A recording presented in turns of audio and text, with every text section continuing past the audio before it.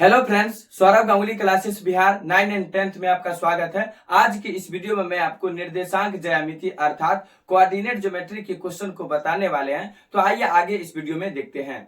Channel पे new है तो चैनल को सब्सक्राइब कर लीजिए, बेल आइकन को प्रेस कर लीजिए, जिससे हर नोटिफिकेशन आपको जल्द से जल्द पहुंचे और भारतीय भवन के ऑल क्वेश्चन का solution Saurabh Ganguly classes Bihar 9 and 10th पे आपको मिल जाएगा। क्वेश्चन नंबर है 7 का पहला नंबर है, उन बिंदुओं के निर्देशांक ज्ञात कीजिए जो बिंदु 4, -1 को बिंदु -2, -3 से मिलाने वाले रेखाखंड को 3 बराबर भागों में बांटते हैं। कितने बराबर भागों में बांटने वाला निर्देशांक दिया है? 3 बराबर भागों में बांटने वाला निर्देशांक दिया है, तो ध्यान से समझिएगा। चलिए हम यहां पॉइंट ले लेते हैं। आपको ये और ये क्या है तो ए मान लेते हैं, और ये क्या है बी ले लेते हैं। तो निर्देशांक क्या दिया गया है? 4 और -1, 4, -1 है तो 4, -1 ले लिया। अगला क्या पॉइंट है? -2 और -3। ठीक है, इसके कोऑर्डिनेट भी मान लेते हैं। ये है क्या? तो x1, y1, और ये क्या है? x2, y2 है। ध्यान से समझते चलिए, बहुत ही क्वेश्चन लाजवाब है। चलिए, तो ए से बी के बीच की दूरी में आपका रेखाखंड क्या बोला है?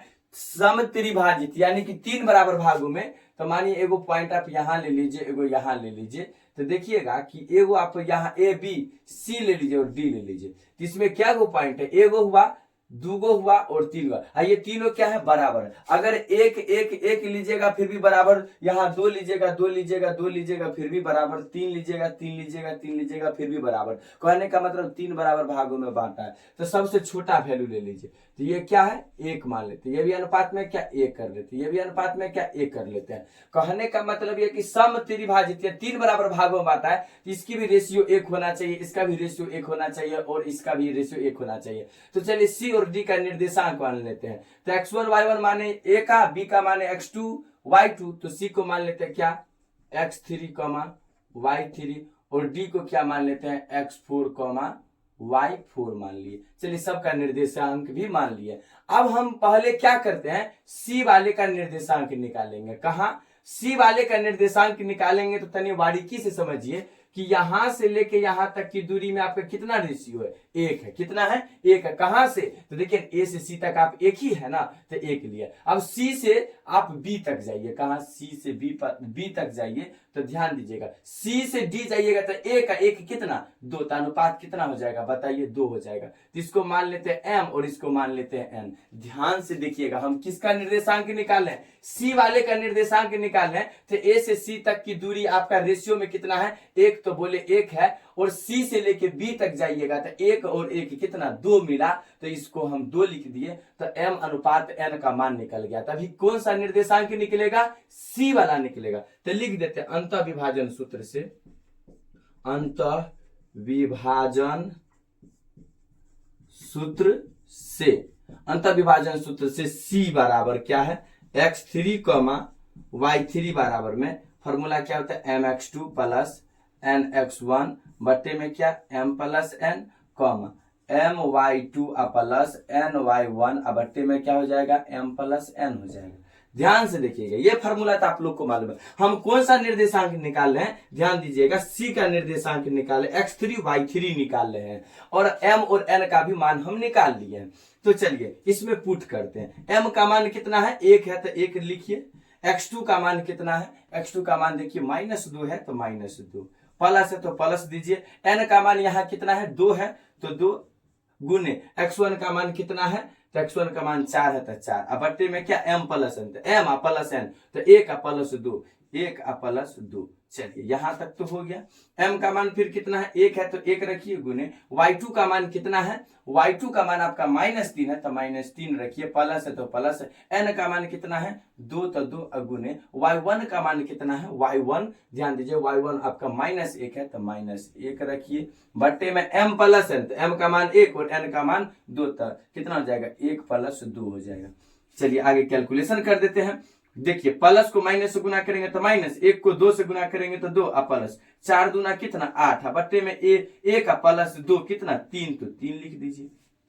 कॉमा, प्लस को माइनस से गुना करिएगा तो माइनस, एक को 3 से गुना करिएगा तो 3, प्लस को माइनस से गुना करिएगा माइनस, 2 को 1 से गुना करिएगा तो 2, बट्टे में क्या हो जाएगा 1 प्लस 2 यानी क्या हो जाएगा 3 हो जाएगा।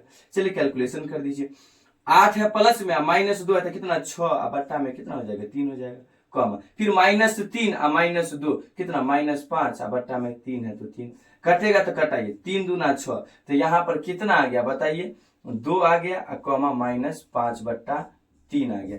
आपका सी का निर्देशांक जो x3 y3 है 2 कॉमा माइनस 5 बट्टा 3 आ गया। चलिए अब आगे निकालते हैं, आगे क्या निकालना है ध्यान से सुनिएगा, यहां ध्यान से सुनना, आपको डी निकालना है। क्या निकालना है डी, तो यहां से यहां तक का दूरी देखिएगा तो आपका कितना आया 1 प्लस 1 कितना 2 आया ना, 1 प्लस 1 कितना 2 आया तो अनुपात 2 हो गया, बचा कितना ध्यान दीजिएगा, इधर कितना बचा रेशियो आपका 1 बचल है, कितना बचल है 1 बचल है। कहने का मतलब अब हम डी का निर्देशांक निकालेंगे, x4 y4 निकालना चाहते हैं, क्या निकालना चाहते हैं x4 y4 निकालना चाहते हैं, तो यहां से हम a से लेके d तक जाएंगे तो अनुपात 1 प्लस अनुपात कितना अनुपात 2 हो जाएगा, तो बच जाएगा कितना b तक जाने के लिए अनुपात 1 बच रहा है, तो इसी को मान लेते ये क्या है, तो ये अनुपात m मान लिए और ये अनुपात क्या है n मान लिए, तो m अनुपात n भी मालूम हो गया। कौन से निर्देशांक के लिए, d वाले निर्देशांक के लिए हम m और n का भी मान रेशियो में निकाल लिए।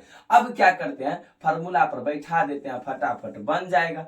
चलिए तो क्या है आप लोग ध्यान से देखिएगा, यानी कि mx2 प्लस nx1 बटे m प्लस n पर ही बैठाएंगे, लेकिन कौन सा निर्देशांक निकलेगा सो ध्यान दीजिएगा। अब ऊपर वाले में ऊपर वाला रेशियो आपका है तो ऊपर वाले रेशियो पे काम करेंगे, तो अब हम d का निर्देशांक निकालेंगे। d क्या है x4 y4 है, x4 y4 है तो उसको निकालेंगे। चलिए फार्मूला तो लिखा हुआ है ही m, तो m का मान कितना आया 2 है तो 2 लिखिए, ठीक है। फिर क्या है x2 का मान कितना है, x2 का मान -2 है तो -2 है तो -2, प्लस है तो प्लस, nx1 n का मान कितना है, n का मान 1, ऊपर वाले पर काम करें, n का मान 1 है तो 1 लिखिए, गुने क्या हो जाएगा बताइए, x1 का मान कितना है, x1 का मान आपका 4 है तो 4 है तो 4, बट्टे में क्या हो जाए m प्लस n, तो m का मान 2 n का मान 1 तो 2 प्लस 1, तो लिख दीजिए 2 प्लस 1 लिख दीजिए, कॉमा है तो कॉमा, फिर m, तो m का मान 2 है तो 2 लिखिए, 2 है तो 2 लिख दिए। फिर क्या y2 का मान कितना माइनस का 3 है तो माइनस का 3 लिख दीजिए, प्लस है तो प्लस, ठीक है। फिर क्या है देखिए n का मान कितना है 1 है तो 1 लिखिए। फिर क्या है y1 कितना है, y1 आपका -1 है तो -1 लिखिए, -1 है तो -1, बट्टे में m प्लस है तो 2 प्लस 1 हो जाएगा।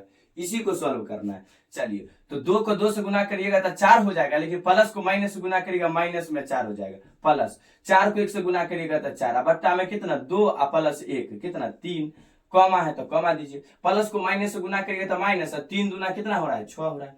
फिर क्या जाएगा प्लस को माइनस से गुना करिएगा तो माइनस, और फिर 1 को गुना करिएगा 1 से तो 1 हो जाएगा, और फिर बट्टे में कितना हो जाएगा ध्यान दीजिएगा 2 प्लस 1 कितना 3 हो जाएगा। देखिए प्लस में 4 है माइनस में 4 तो 0, बट्टा में 3 हो जाएगा, कॉमा -6 माइनस से कितना -7, बट्टा में क्या हो जाएगा 3 हो जाएगा। ये 0 में कोई नंबर से भागा देंगे तो 0, कॉमा कितना -7 बट्टा 3 हो जाएगा। अतः लास्ट में लिख देंगे अतः निर्देशांक जो मेरा कौन कौन है x3 y3 और x4 y4 जो निकालना था कितना है 2